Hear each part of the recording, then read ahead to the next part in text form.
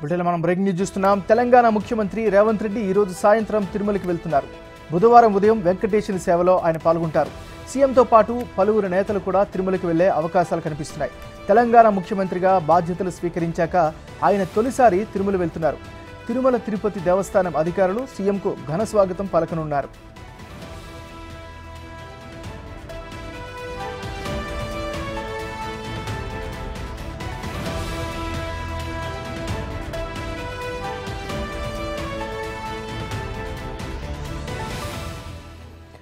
తెలంగాణ ముఖ్యమంత్రి రేవంత్ రెడ్డి ఈరోజు సాయంత్రం తిరుమల వెళ్తున్నారు. బుధవారం ఉదయం వెంకటేశ్వర స్వామిని ఆయన సేవలో పాల్గొంటారు. ఇక ఇదే అంశానికి సంబంధించి మరింత తాజా సమాచారాన్ని మా డిప్యూటీ బ్యూరో చీఫ్ సాదిక్ అందిస్తారు. Sadiq.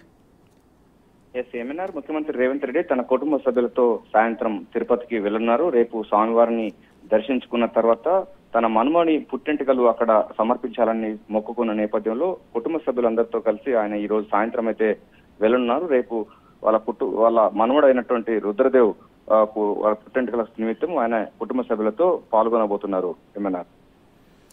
Right, thank you Sadiq.